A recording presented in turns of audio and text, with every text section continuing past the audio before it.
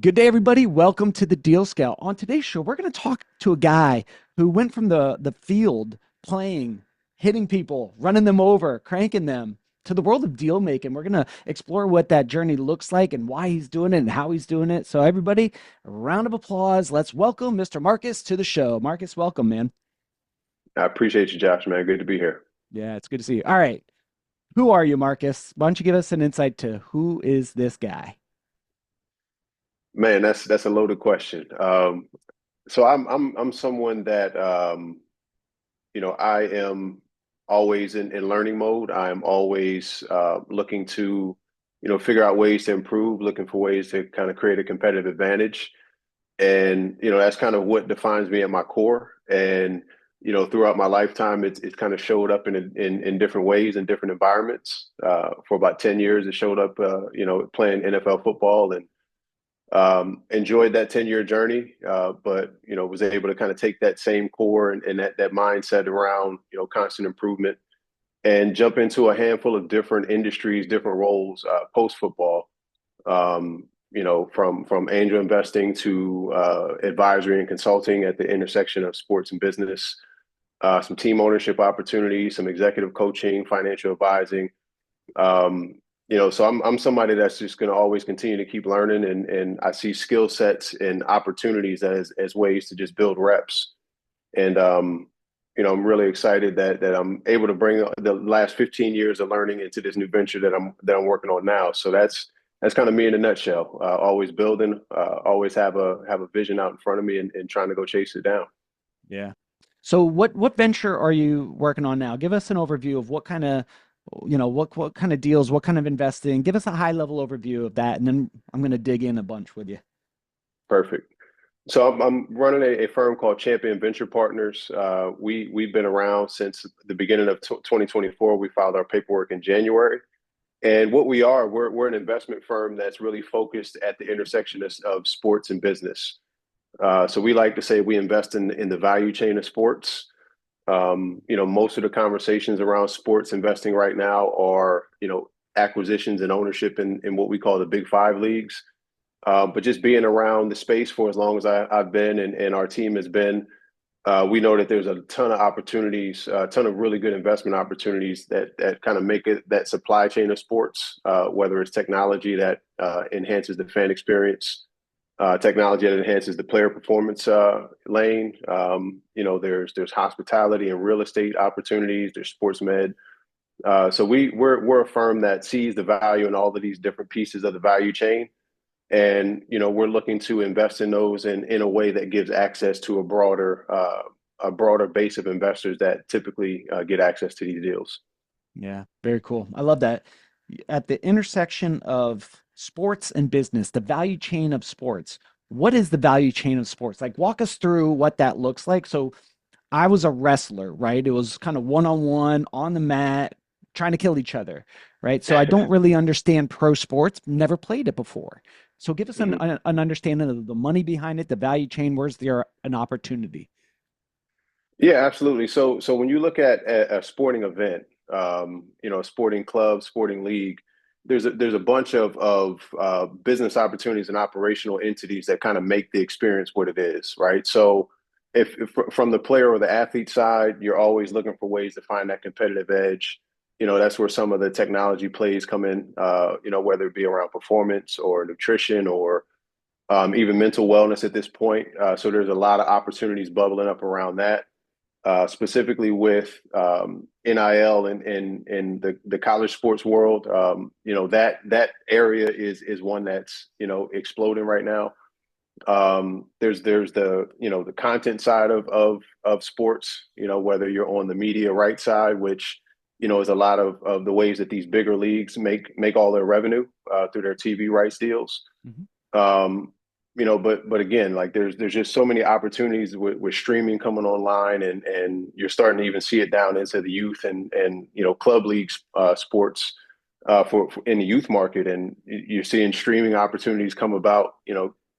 Parents ultimately are paying a bunch of money for their kids to play. They want to see them play, Mhm. right? So when you break down and you start to look around the whole sports ecosystem, there's the entertainment value that kind of sits at the top, But there's all of these different verticals that kind of make the experience what it is, from payment processing to team and calendar management. Um, all of these different disparate pieces that kind of have been hidden before. Mhm. We're looking to kind of invest in these assets and bring them to a larger group of investors, because that's really where the value is created, and kind of the sporting experience, kind of becomes a byproduct of all of these different pieces coming together and collaborating. Yeah. So where's the money to be made in this value chain, right? For in the world of professional sports. You and I are sitting at a deal review. We got our deal club together, or we're working with the investment bank, or whatever the case may be, and we're looking at deals and opportunity. You go, Josh, check this out. Mm-hmm. Pay attention to this one because we think that this is a great opportunity in the value chain for investors to get involved in, right? Now, quick disclaimer to the audience, this is not investment advice from either one of us. We're having a conversation about, based on our experiences or our thought process along that. So always check with your attorney, your accountant, blah, blah, blah, right? So like, but let's dive into that. Where, if we're sitting at a deal review and you're going, Josh, pay attention. Here's where there's money to be made, we think. Yeah, so I'll give you a tangible example, right? So take a deal in a like a payment processing company, or a digital wallet company, right? Mhm. So within the sporting world, that digital wallet concept doesn't seem to make a whole lot of sense. Doesn't seem like it drives a whole lot of traction until you start to think about the fan experience is one that I'm a fan of this sport, a fan of this team, but I'm also, that's just kind of one fraction of the way that I operate, the way that I move, and the way the things that I take advantage of as a consumer, right? So with the fan experience being one small fraction, a digital wallet that can potentially track all of your transactions, track all of your movements, all of your customer data, that becomes a very, very a very, very valuable solution, not just for the consumer, but for the actual operators of a venue, or the operators of a team or a club, right? So you see an opportunity in a technology platform like that not only does it enhance the fan experience, it enhances the business intelligence of the actual organization. There's probably incremental revenue that you can grab in different parts of the business. So it becomes a really, really interesting, valuable opportunity if you can scale into more sports entities, which Mhm. is one of the things that we look to do. We want to find good technologies, good companies, and just introduce them, get them in front of more customers, right? So that's one arm of our value add. But looking at that technology and seeing, all right, this thing is infinitely scalable through sports, but where are there broader applications in the world outside of sports? And if we can see that a platform or a company has legs and has traction outside of sports, then we know that that's a really good investment that's going to be able to scale at a rate that allows us to give our investors a significant return on investment. Okay. So there's kind of three different layers here. There's the technology itself and the company itself, and its functionality and its scalability. It's our ability to kind of introduce more customers within the sports ecosystem. Mhm. And then the third level is really, what is the broader application of this technology or this business outside of sports, so that it can continue to grow and it doesn't have that ceiling, just being in sports. Got it. So technology, ecosystem, and ancillary markets that could help scale this, right? Now, Yep. before we hit record, we were in the green room chatting it out, kind of getting ready for this interview. And you mentioned like your roles and responsibility into this. You are one of the founding members of this in 2024. Why in Mm-hmm. the heck did you decide to start up a VC group? And then what's your roles and responsibility within the VC group? For sure. So this opportunity is one that's kind of been coming together for 15 years, and I didn't know it. Just through the different experiences that I've had as an individual. Just like I mentioned at the onset, just talking about who I am and where my experiences come from. So this is kind of a path that is I've been laying it out and not knowing I was laying it out. Hmm. And then at the same time, my other co-founder Nick, we've known each other, been in business together for about 6 years now. He comes from the sports tech world. I was dealing with a sports tech company at the time, and we kind of met trying to figure out how to make our two platforms work together and communicate together. And over the years, we just kind of continued this conversation around him being a former athlete himself as well. You know, the world of investing in the world of sports business just doesn't have enough athletes in it, in decision making roles and meaningful roles. So as we kind of just continue to build our relationship, we always kind of double clicked on that concept of, there's a lot of opportunity in sports, but there's not a lot of athletes operating these opportunities. So that just kind of led us down this thought process of ideating around, what could we do to kind of make an impact here. And about 18 months ago, we just kind of landed on this concept of, is there a vehicle that we can create that does sports investing in a way that's different, right? In a way that provides broader access, provides, a room and a space for athletes to get in as more than brand ambassadors or mascots.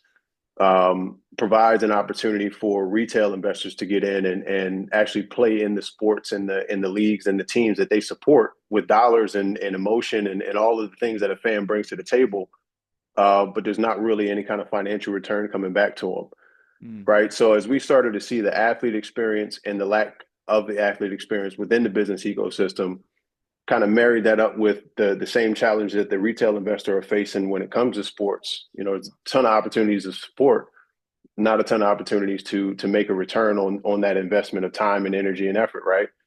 So as we started to dig into that, we just kind of landed on this concept of champion venture partners. And we've just kind of been building it, trying to find the right teammates that kind of fit the culture, that understand the mission and understand the broader value that we want to create. And in about 11 months' time, we've been able to build a really good core group of partners and folks that really they believe the mission because they live the mission. Yeah. And it's just allowed us to build momentum in a really fast time frame that, it feels exciting, but you're at the tip of the iceberg of the work. Yeah. So it's an exciting time for us. So we're in the huddle, right? You're a wide receiver, right? We're in Mhm. the huddle. So let's par that over to the venture capital group, right? So you're in the huddle and what when the play is getting spun out, what's your role in creating the play and executing the play? Like where do you fit? So I'm almost in that scenario. I'm almost kind of designing the play. Okay. So my role within the firm is really at the business strategy level and making sure that one, we are, sticking to our mission and vision to create broader access and making sure that, um, you know, we're creating that shareholder value for the institutional investor just as much as we are the retail investor.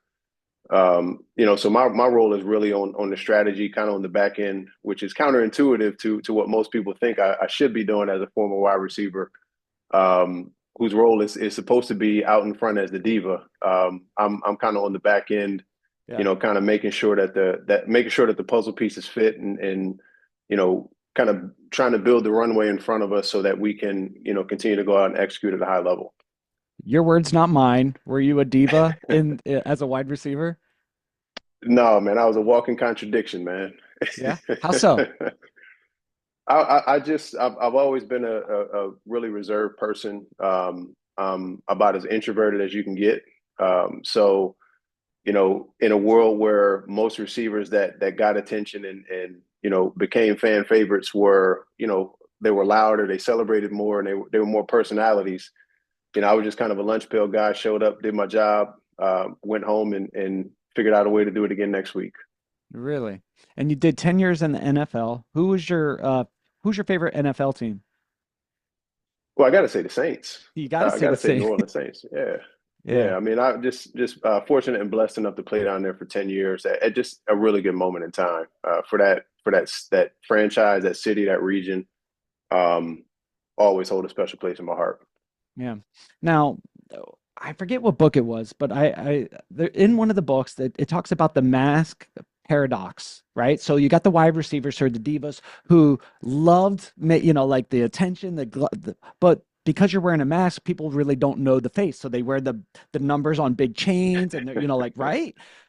For Mhm. you, wearing that mask, being more introverted, was that like kind of like a shield that that you could operate in, and then you go out in public and kind of try to live somewhat of a normal life? Like, what was your mentality there?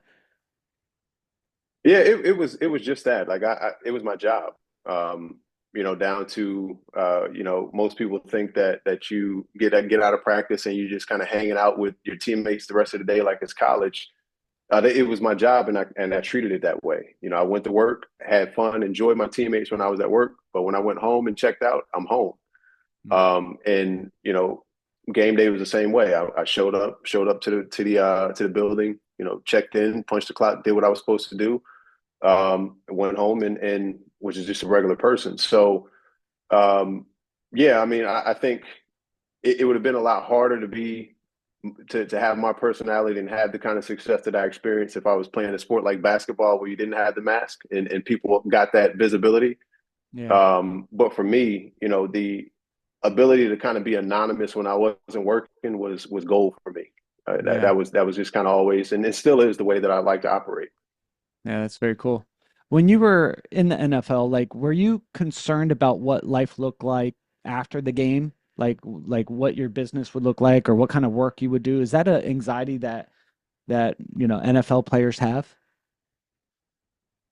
It's an interesting question because it's not one that you come in with, right? Because it is the ultimate duality, right? So you are living a lifelong dream at the same time, understanding that even if you do everything right, the average career length is 3.5 years, right? So you kind of put all the eggs in one basket.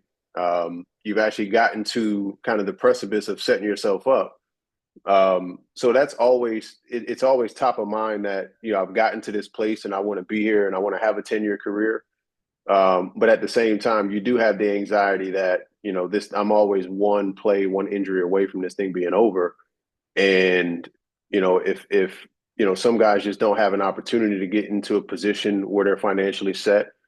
Others, have an opportunity and you just don't have the time or the bandwidth to go and build real technical skill sets to be able to compete with, the people that you're going to be competing with post football, right? So, in that respect, I was just very, very fortunate in that one, I had a long runway to kind of figure some stuff out in playing 10 years. But two, I was able to get started early in the journey and kind of take some of those punches to the gut, take some of those L's early on, and really figure out, who was I in the process, who did I need to become in the process to actually, fulfill some of these opportunities. But it's also just time on task. It's figuring out, having the opportunity to get into entrepreneurial ventures and get into investments and start to refine my lens on, what is it that I want to be doing? What Mhm. is it that I don't want to be doing, which is, I think, equally important. Mm. Um, what natural skill sets and abilities do I have that I can improve on? Where am I just really green and just need to go get experience? Right. So I was able to take about the last 6 years of my career and what I like to call it, just kind of prototype my way to building a career. Try some new things, get into some very uncomfortable situations.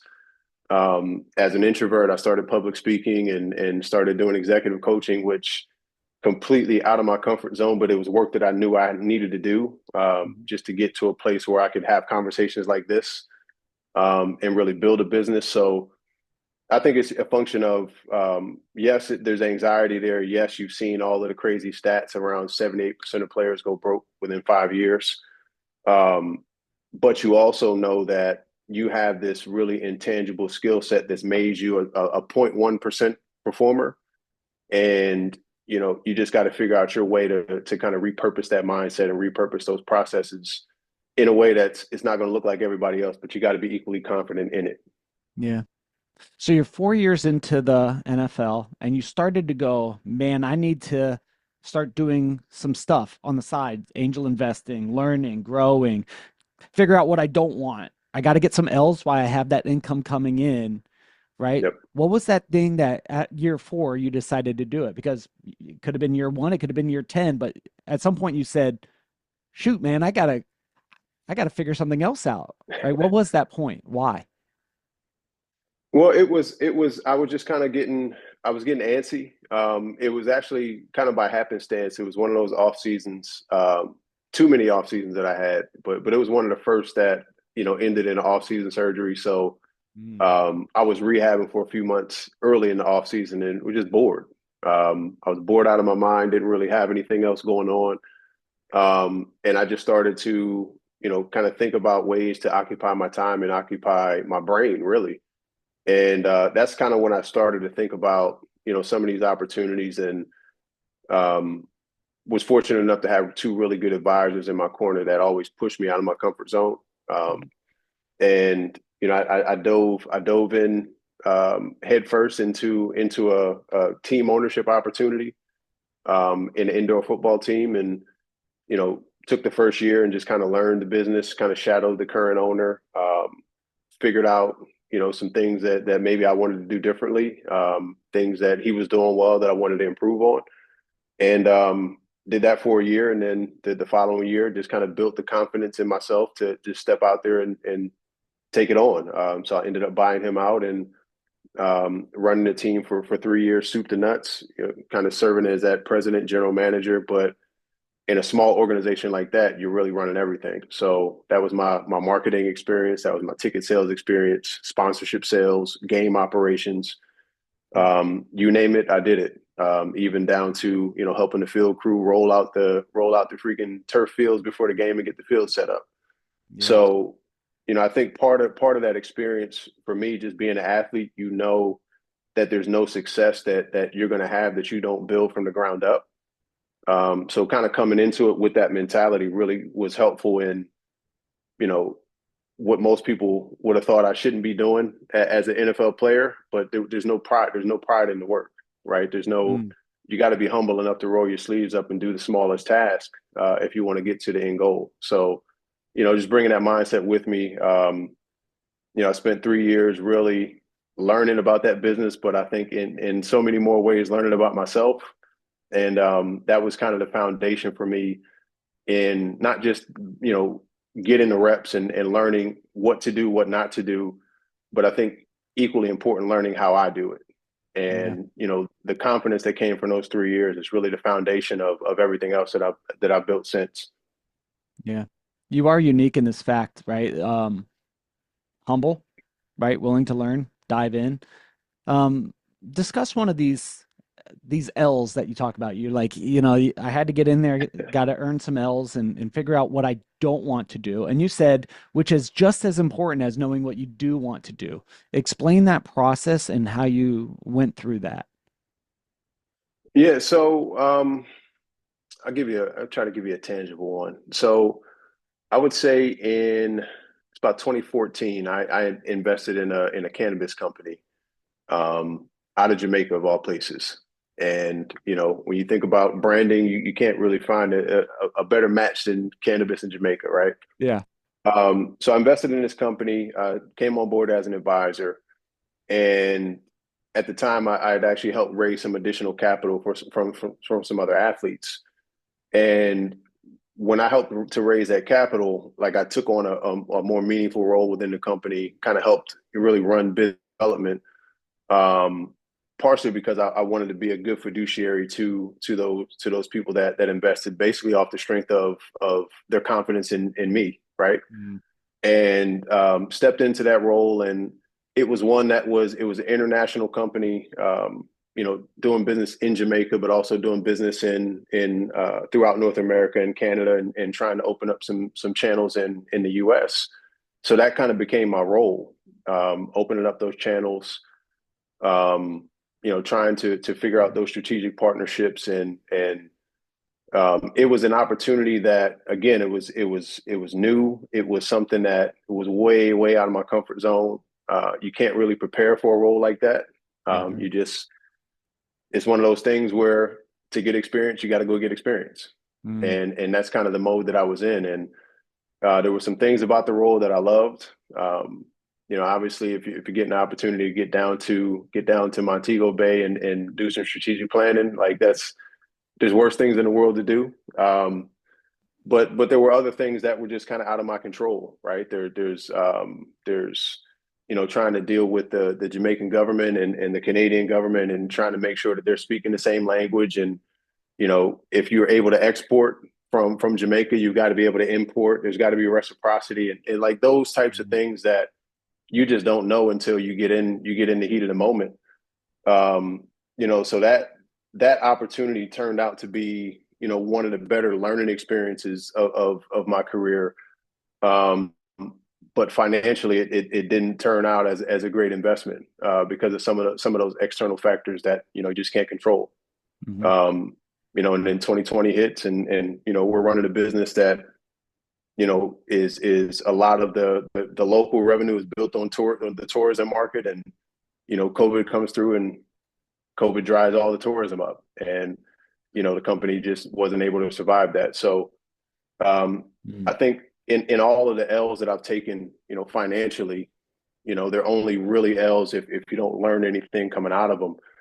And for the money that I lost in that deal, for the money that the investors lost in that deal, it always stings. But Hmm. if you can look yourself in the mirror and know that you did everything within your capabilities to make that outcome not be the case. It's a tough pill to swallow, but it's a little easier one to do it. When you kind of put your best your best foot forward, and there were some external factors that nobody could account for. So Sure. you take the L's in stride, and again, that's sports. You take the L's in stride, and if you don't learn from them, then you're going to repeat those same things. But the goal is to not make the same mistake twice. One of the one of the things about being in the world of deal making is sometimes deals don't work. And Mm-hmm. sometimes people don't get a return back. Sometimes they don't get anything back. And that's hard for me. That's very challenging part of the business is letting people know. And sometimes I take it harder than, an investor who have lost money, right? Mm-hmm. I take it personal. And that's a huge L, right? That I carry on to my scorecard. When it comes to, doing business, that's one thing. When it comes to doing business on behalf of someone else, like a GP relationship, what kind of stresses do you have in your being in that role as general partner for a VC group? What kind of stresses do you carry and how do you work through those? Yeah, I mean it's the role that I took on, and it's the understanding that in having a vision to work with investors that are typically left out of the conversation. There's an enhanced responsibility to make sure that the folks that do deploy capital with you are in a position, and you got to act as a true fiduciary, right? Mhm. You've got to be able to um, you've got to be able to treat people. Um, I'll say it this way. I always take the approach I'm trying to make sure that investors that put their trust in me and put their trust in this platform, um, you almost prioritize them more than your own shares and your own stake at Sure. that point. Specifically with this group, specifically with understanding that there's an education element that comes with private investing. There's an access element that comes with private investing. And, we are confidently stepping into that space with the understanding that, we do have a heightened responsibility, and it's something that's core to us. Mm. It's something that is core to me as an individual, it's core to every single person on our team, because we don't come from this world of finance, right? And we've kind of all had, in our own separate ways, we've kind of all had to scratch and claw our way to get to where we're at. Hmm. Um, so, we kind of move with that humility as individuals, and it makes us as a collective very empathetic and very in tune with the investor base that we want to target. Yeah. you're 4 years into your NFL career and you go, I need to start learning, got involved in some clubs, some inside football, right? And you're learning the game and you're learning the business. You're doing every aspect from soups to nuts. You're even painting the field with the guys, right? And you're learning that aspect. Did you, did you walk into this with a great knowledge of the world of venture capital and angel investing and how money worked, or was this a new realm for you? It was completely new. Okay. And you know, I I'll say it this way. When I hired my first financial advisor at 22, I had no idea the job that I was hiring for. Right. So that's kind of my background with money and my relationship with money, pre NFL was non-existent. Right. So all of this was new. And in some ways it was an uphill battle in that, there were people in the space that really had some experience, had some skill sets that they developed over time. But it was also good in that I didn't have any bad habits to kind of unwind. With it all being new, you put yourself in the right rooms, you put yourself around the right people people that you feel like you can trust. Mhm. The integrity of the person kind of gives you integrity of information, Yeah. right? So for me, it was just really important to surround myself with good, solid people that operate with integrity, because I knew that in those people, the information, it might not be, expert level information, but I know it's going to be good, solid information that I can build a foundation on. So that was kind of always been my approach. And honestly, getting to the place where I'm at now, it's one of the reasons why it's so top of mind for me to be one of those people. Mm. Be one of those people that tries to operate with integrity, tries to make sure that people that put their trust in me are making a good investment in the person. Because I know, when you don't come from a background like this and you don't come from, money conversations and venture and deal making conversations, it is a completely, it's an entirely new world. And if you don't find allies and people that you feel like you can trust at their core, it makes it a really hard journey. Yeah.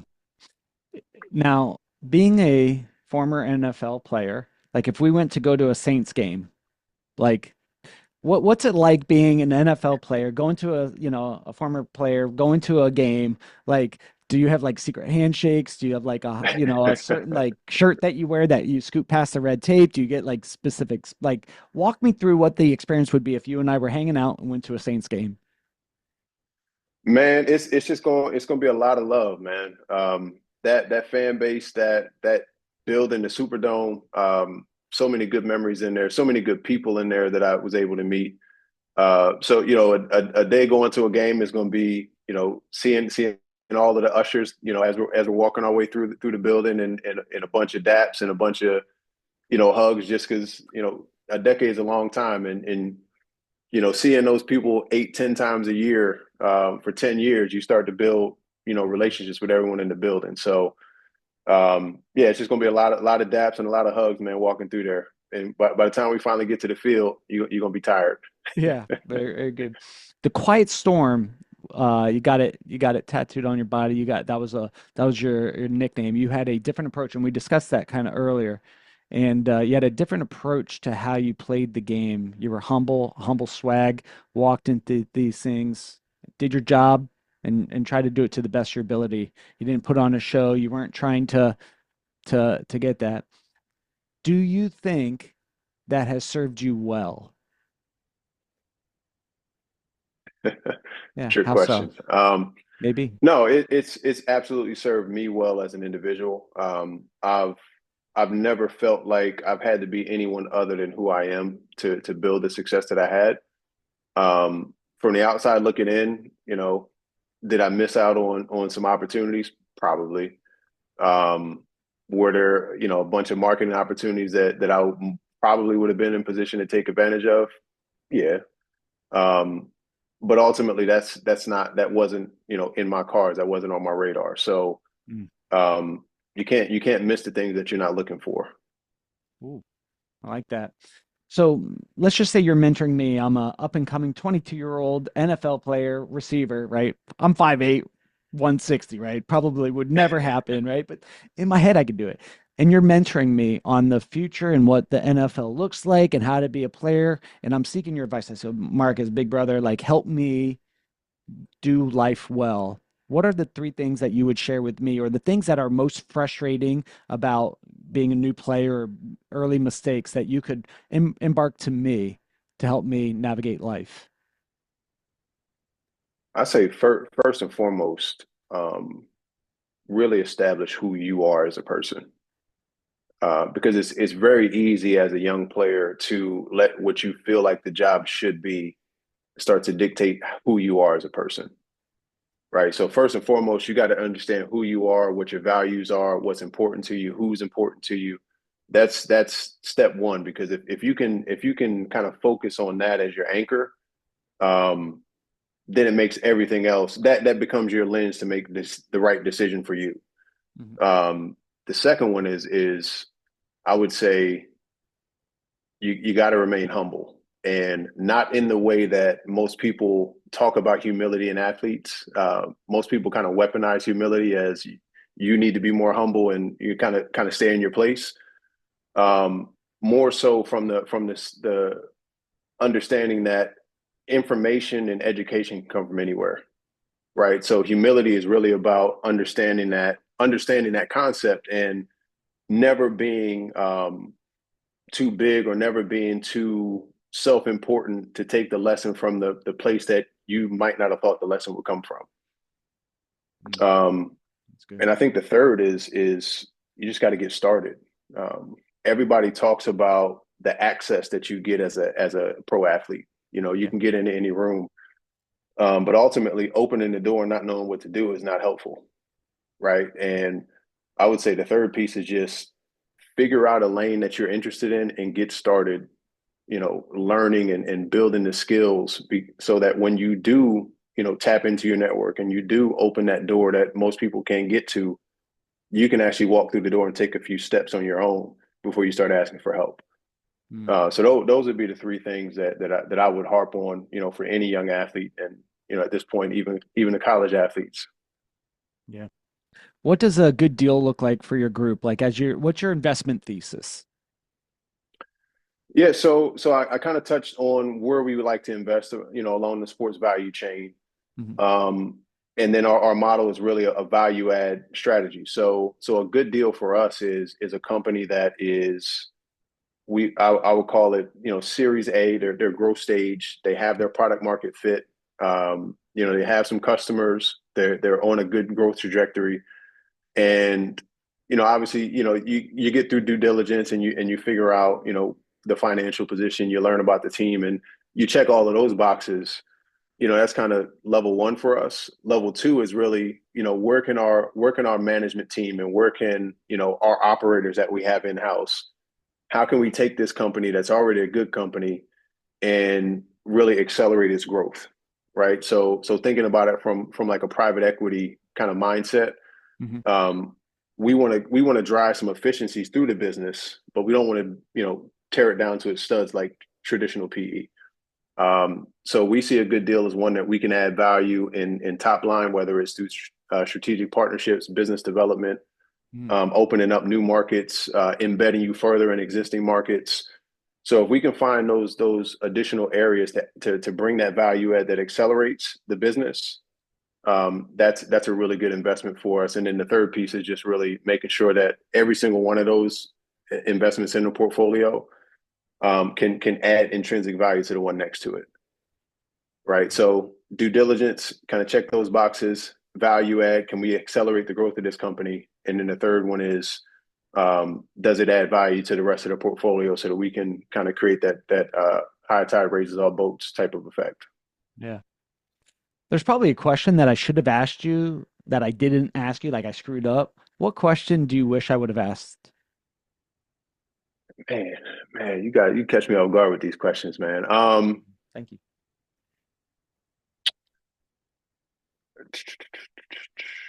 I mean, the main question that, and we're in fundraising mode now. So the main question is like track record and why should people trust CVP? Okay. So with that, like, why should people trust CVP, and where could they go to connect with you and explore more? For sure. So for us, I mentioned it before. We are not traditional. We don't come from a traditional VC or PE background. We're not Wall Street guys. What we are is a collection of established operators and folks that have made a living in at the intersection of sports and business, creating value, creating businesses, accelerating businesses, Mhm. and we're leveraging that collective skill set to identify really good companies and help them become great companies. And we just happen to be deploying capital as part of that strategy. And that's ultimately what makes us different than the traditional VC firm, the traditional value add, which most of the world sees value add as open up the Rolodex and make introductions. Mhm. Our value add is rolling up our sleeves and embedding our operational expertise and operational knowledge into companies and helping them grow and accelerate. What was your touchdown dance? Like, you and I just scored a touchdown. What did it look like? Describe it to us, or maybe do it for us, or describe it, whatever. I'm doing it right now. Yeah, just chill. You got a touchdown. You're like, all right, back to the. That was it. Yep, I just hit this, and that was it, man. I was simple, man. It's that's what I'm supposed to do. Now, That was the mindset. why that? What was that? Why was that important to you as you created that? Like, you kissed, you touched your heart, and then you pointed to the sky. What did that mean to you? Yep. So for me, I lost my dad when I was 14. So I lost him about 2 weeks into my freshman year in high school. And for us, like playing at the highest level was our dream together. Like he coached me all the way through, Pop Warner from the time I started when I was 7 to the time he passed when I was 14. So that for me was, that was my little way of paying tribute to him, every time I got in the end zone. Shout out to dad, huh? I love it. Yes, sir. Cool. Yes, sir. All right, one more time. Where can people go to connect with you and learn more about your group? Yeah, you check us out. Our website is championventurepartners.com. You can also find us on LinkedIn and Instagram. Um, on Instagram, our handle is CBP Invest. Um, and yeah, look forward to continuing to grow this thing and accelerate it. Cool. Fellow deal makers, as always, reach out to our guests. Say thanks for being on the show. Their contact information will be in the show notes below. If you have a deal that you'd like to talk about here on the show, head over to thedealscout.com, fill out a quick form, get you on the show next. Till then, we'll talk to you all on the next episode. Cheers, guys.